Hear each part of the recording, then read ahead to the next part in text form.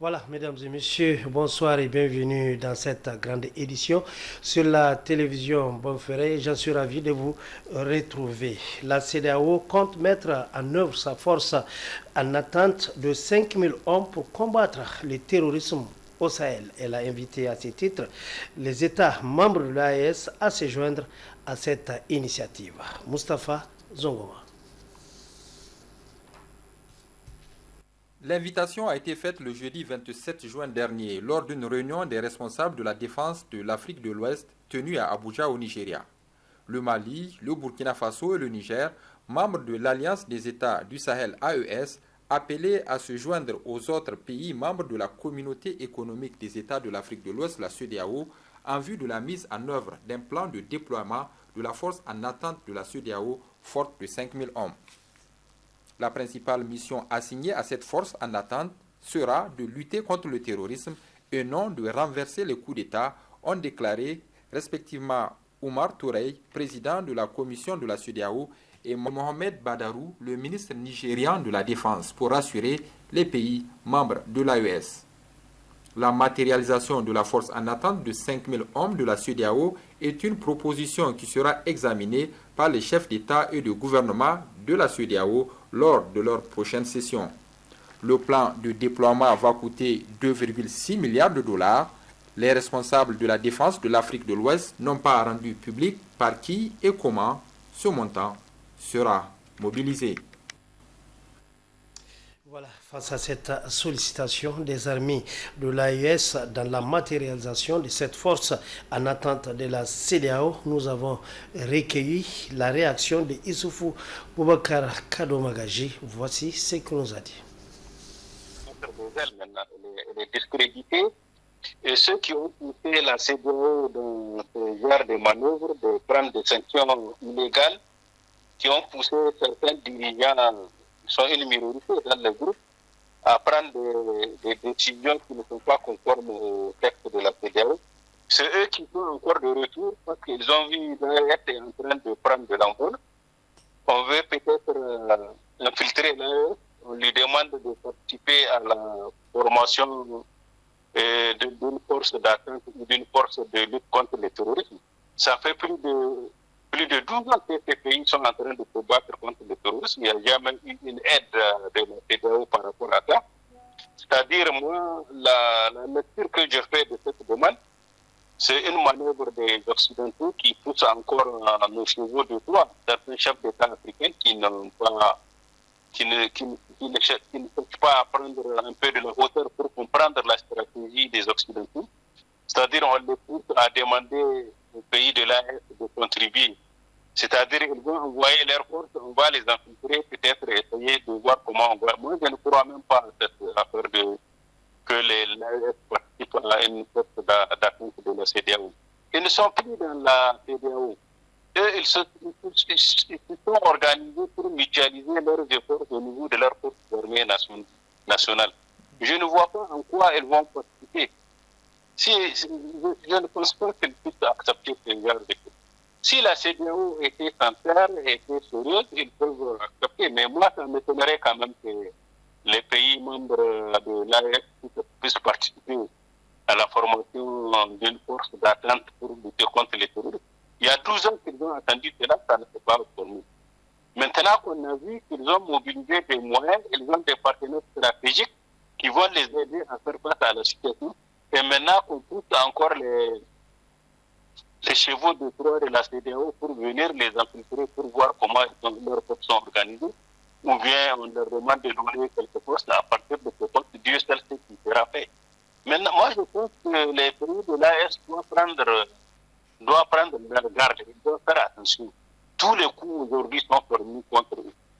Ils doivent plutôt orienter leurs efforts, leurs relations, coopération, que ce soit militaire ou économique, avec les pays des BRICS. Moi, j'ai pris confiance aux BRICS, puisque c'est des pays qui font des coopérations gagnant-gagnant avec eux. Les BRICS ont une banque internationale qui combat l'hégémonie de l'euro et du dollar. Or, le problème de nos pays, c'est l'euro et le dollar. Je ne vois pas en quoi ils vont perdre leur temps à aller vers la CEDEAO.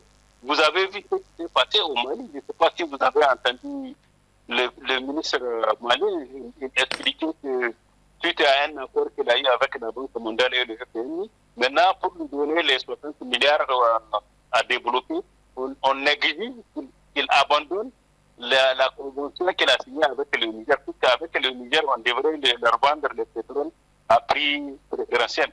Maintenant, on l'oriente vers un autre groupe pour acheter. Donc, vous voyez la stratégie.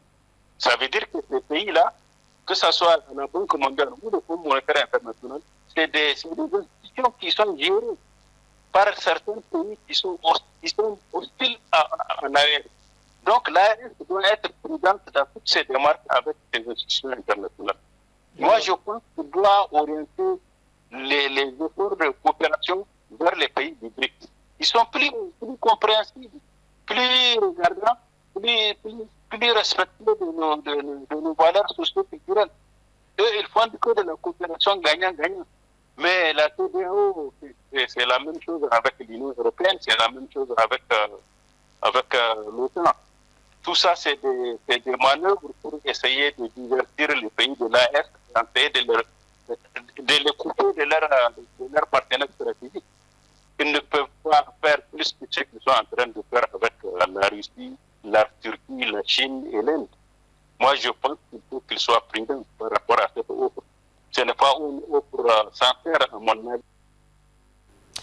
Voilà, vous l'avez compris, c'était là la réaction de M. Issoufou Kado Magaji par rapport à l'initiative des États de la CEDEAO. Voyons à présent du côté de l'éducation nationale avec la publication des premiers résultats du baccalauréat session de juin 2024. Selon les premiers résultats publiés sur le site de l'OBEX, le taux de réussite des jurys publiés tourne autour de 37%. Suleiman Ousmane. C'est sur le site de l'Office du baccalauréat des équivalences et des examens et concours du supérieur au BEXA que les premiers résultats du premier groupe du baccalauréat de certains jurys ont commencé à être publiés depuis hier soir. Les séries A4 et D sont les plus concernées pour ces différentes publications sur le site de l'OBEXA. Dans ses premiers résultats, le jury A4 de Wallam a fait un taux de réussite de 35,67%, de Dograwa 16,9%, de Fahinta 37,1% et celui de Simiri 17,65%. Ces premiers résultats des différents jurys ainsi publiés par l'OBEX tournent autour de 16 à 37%. Cette première phase de publication se poursuivra sur le site de l'OBEX jusqu'à la publication des résultats globaux définitifs des résultats du baccalauréat du premier groupe session 2024. La région de Niamey, quant à elle, n'a pas encore enregistré ses premiers résultats des candidats des différents jurys de la place. Le second groupe des épreuves du baccalauréat est prévu le jeudi 4 juillet prochain. Voilà, autre aspect de cette édition. Depuis le début de l'exploitation pétrolière dans notre pays, vous le savez, la Chine a toujours occupé une position dominante en ces domaines. Cependant, avec le lancement des activités de l'amont pétrolier initié par la SONIDEP, un autre acteur majeur entre en jeu. Il s'agit de l'américain Olive Energy qui entend être le principal partenaire de la SONIDEP. N'est-ce pas, Balima Bourema? Principal partenaire de la société nigérienne de pétrole, SONIDEP, c'est le patron de Olive Energy en personne qui a fait le déplacement de Haddara le week-end dernier en compagnie du Premier ministre pour le lancement des activités amont pétrole de la SONIDEP. Ahmed Younes, ingénieur en pétrole et le CEO de la société américaine Olive Energy, est parti rassurer les autorités nigériennes sur la réussite de l'opération. Vous avez vu la route, c'est ça. Donc ne vous attendez pas que ce soit, comme on dit en anglais, smooth sailing. Ça va être des hauts et des bas. Ne perdez pas d'espoir. On est là avec vous, avec nos moyens techniques, nos moyens financiers. On vous accompagnera jusqu'au bout. Le pétrole sortira de cette région, le développement commencera et il y aura une nouvelle phase qui va entrer dans l'histoire du Niger grâce aux ressources naturelles qui vont être développées par le Niger. On sera là avec vous jusqu'au bout et on sera toujours capable de surmonter les problèmes ensemble avec tout ce qu'on a ici ensemble. Déjà présente au Congo-Brazzaville et en République démocratique du Congo, Olive Energy est une société spécialisée dans l'exploration et l'exploitation du brut. Au Niger, elle va accompagner la Société nationale novice dans le domaine. Son directeur général en est conscient. Les blocs acquis par la SONIDEP présentent un atout indéniable qui fera de leur exploitation une véritable aubaine pour le développement de notre cher pays, le Niger. Il va sans dire, une exploitation pétrolière dans toute sa chaîne de valeur est un projet qui nécessite des investissements lourds. Pour que ces projets soient prospères et durables, il est essentiel d'inclure une politique de contenu local. Pour l'instant, les termes du contrat qui lie les deux sociétés et l'État du Niger n'est pas encore finalisé. En attendant la signature et la publication des différents accords dans le cadre de l'exploration et de l'exploitation du pétrole, le Niger écarte les Chinois qui sont les partenaires depuis 2011, début de l'exploitation pétrolière au Niger. Le Niger a fait de la diversification des partenaires un atout pour la souveraineté économique et financière.